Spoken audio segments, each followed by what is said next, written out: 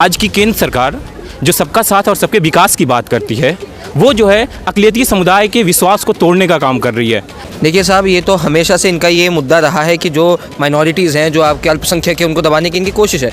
वाक़ईतन ज़रूरत थी मुझे, लेकिन आप मानव रोक रहे हैं। आज मानव रोक रहे हैं, कल को दूसरी फेलोशिप रोकेंगे, परसों को तीसरी रोकेंगे।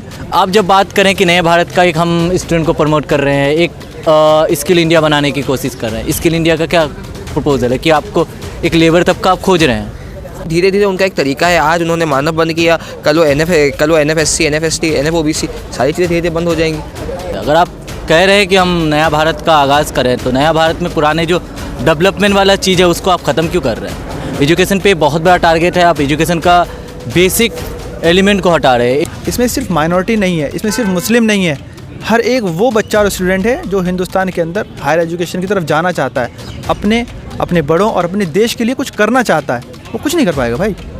मेरे भाई हैं, कज़िन भाई हैं जो PhD जामिया से ही हैं, उन्हें भी फेलोशिप मिलता था, यही अब वो बंद हो गया। इस माइनॉरिटी का जो हनन हो रहा है, इस माइनॉरिटी का जो एजुकेशन को आपने लथेड़ा एक तरह से टारगेट किया है, उस मानव को आप रिटर्न कीजिए। अब बात करते हैं सबका साथ, सबका विकास, सबका विश्वास, तो आप सबको साथ लेके चलिए ना। क्यों सिर्फ जो है अल्पसंख्यक समुदाय जो है स्कॉलरशिप से अलग हो जाए।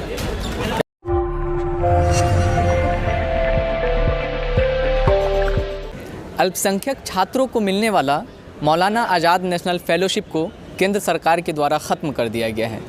इसको लेकर के कई छात्र विरोध कर रहे हैं, लगातार प्रदर्शन हो रहा है। तो हम बात करेंगे कुछ छात्रों से कि इस फेलोशिप को ख़त्म कर दिए जाने पर क्या सोचते हैं। केंद्र सरकार की ओर से अल्पसंख्यक छात्रों को जो मिलने वाली स्कॉलरशिप थी, फेलोशिप थी, उसको बंद कर दिया गया, ख़त्म कर दिया गया है। क्या लगता है क्या प्रभाव पड़ेगा अल्पसंख्यक छात्रों के ऊपर इसका? देखिए, ये जो योजना थी मौलाना आज़ाद नेशनल स्कॉलरशिप, ये जो है केंद्र सरकार ने सच्चर कमेटी की रिपोर्ट के बाद जो है इसको लागू किया था।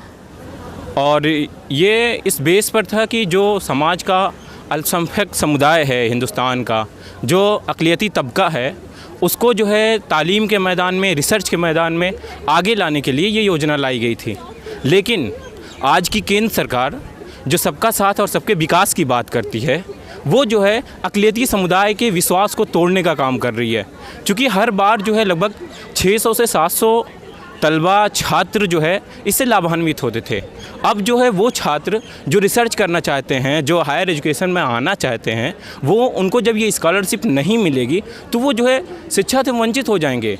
उनको जो है सरकार जब स्कॉलरशिप नहीं देगी, जिसके बेस पे वो अपनी रिसर्च करना कोई आसान काम नहीं होता है। उसके लिए अलग अलग यूनिवर्सिटियों में जाना होता है, रिसर्च करना होता है, वहाँ की लाइब्रेरियों में विजिट करना होता है, उसकी पढ़ाई के लिए उसका खर्चा लगता है। और सरकार स्कॉलरशिप इसीलिए देती है ताकि वो खर्चा जो है छात्र बिना किसी प्रेशर के, बिना किसी बर्डन के जो है उठा सके। देखिए साहब, ये तो हमेशा से इनका ये मुद्दा रहा है कि जो माइनॉरिटीज़ हैं, जो आपके अल्पसंख्यक हैं, उनको दबाने की इनकी कोशिश है। जो छात्र यहाँ पे पढ़ने आता था वो उसी के भरोसे आता था कि मैं आगे जाकर कुछ पढ़ूंगा, कुछ रिसर्च करूंगा और अपने समुदाय का कुछ विकास करूंगा। पर इस स्तर पे इन्होंने जो मौलाना अब्दुल कलाम आज़ाद स्कॉलरशिप को बंद कर दिया, इसके थ्रू बच्चे और प्रोत्साहित ही नहीं होंगे आने के लिए। यहाँ पर जो अल्पसंख्यक तबके से जो बच्चा आता है वो मूलतः गरीब होता है साहब, और उसको धन की और सारी प्रकार की सुख सुविधाओं की ज़रूरत होती है ताकि वो शिक्षा को और बेहतर से बेहतर तरीके से पढ़े। पर सरकार का ये एक पदक्षेप है जो कि वो बताता है, वो जता देता है, उनके जहन में ये है कि जो अल्पसंख्यक है वो देश में बढ़ ना सके। ये एक बहुसंख्यकवादी फासीबाद सरकार की तरफ बढ़ रहे हैं। तो क्या लगता है इससे उनके पढ़ाई पे क्या असर पड़ेगा, शिक्षा पे क्या असर? देखिए साहब, शिक्षा ना तब होती है जब आपका पेट शांत हो। खाली पेट ना कभी किसी किताब, कभी किसी तर्ज, कभी किसी नगमे, कभी कोई सूर्य निकले नहीं है। तो पहले पेट को भरना पड़ेगा। और जो आता है ना गरीब तबके से, जब हर दिन वो आदमी अपने एक एक निवाले के लिए तड़प के घूमता फिरेगा सड़कों पे, तो वो क्या पढ़ेगा? तो पहले उनको सिक्योर करने की ज़रूरत थी। और मौलाना अब्दुल कलाम आज़ाद जो आपका स्कॉलरशिप था, फेलोशिप था, उसको कांग्रेस सरकार लाई थी 2009 के समय। और ये ज़रूरी है, ये गरीब तबकों के लिए बहुत ज़रूरी है जो छात्र यहाँ पर है। 2014 से लेकर आज तक 6000 बच्चे इससे लाभान्वित हुए हैं। और खासकर जामिया में तो लगभग बहुत सारे बच्चे लाभान्वित हुए हैं, क्योंकि ना ये अल्पसंख्यकों की यूनिवर्सिटी में सबसे उम्दा दर्जे की यूनिवर्सिटी है। तो क्या नाम है सर आपका? मेरा नाम वकार है। केंद्र सरकार की ओर से अल्पसंख्यक छात्रों को मिलने वाला मौलाना आज़ाद फेलोशिप को ख़त्म कर दिया गया है, कैसे देखते हैं आप इसको? एक तरह से कि एक बहुत बड़ा पहाड़ है एजुकेशन में, एक बहुत बड़ा अटैक है। आने वाले दिनों में जो स्टूडेंट खास करके PhD कर रहे हैं, माइनॉरिटी का जो तबका है, जो खास करके दबे कुचले वंश से आते हैं या फिर जो भी स्टूडेंट आते हैं, स्टूडेंट के जीवन में बहुत क्राइसिस होते हैं, क्योंकि जिस तरह से उनको फेलोशिप दिया जा रहा था वो अपना अच्छा खासा काम कर रहे थे, चाहे ह्यूमैनिटीज़ वाले हो, सोशल साइंस वाले हो, जितने भी बच्चों को मानव मिल रहा था।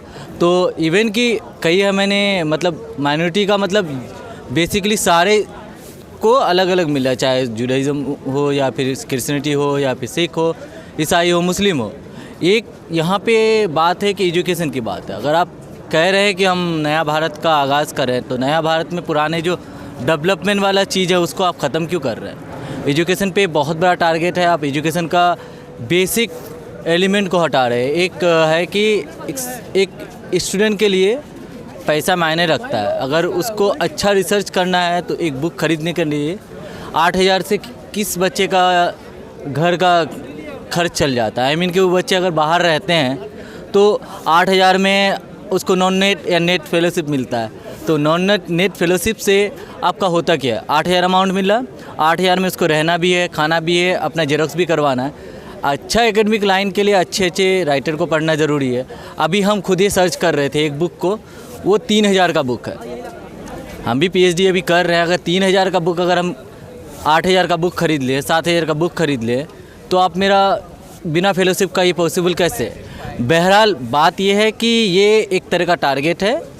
टारगेट पूरे कम्युनिटी पे है, पूरे माइनॉरिटीज़ पे है कि आप मत पढ़ें। आप पढ़ेंगे, सोशल साइंस वाले पढ़ेंगे, ह्यूमैनिटीज़ वाले पढ़ेंगे तो वो सवाल उठाएंगे, अपने सिनोसिस में लिखेंगे, अपने पेपर्स में लिखेंगे कि सरकार जो काम कर रहे हैं, अपने टॉपिक में वो सरकार के बारे में लिखेंगे, सरकार क्या क्या काम कर रहा है। जब आप सवाल को ही ख़त्म कर देंगे तो कोई जवाब देने वाला नहीं है। तो क्या नाम हुआ आपका? मेरा नाम अब्दुल रहमान है। केंद्र सरकार ने मानव यानी मौलाना आज़ाद नेशनल फेलोशिप को ख़त्म कर दिया है। क्या लगता है, क्या प्रभाव पड़ेगा इसका, कैसे देखते हैं आप इसे?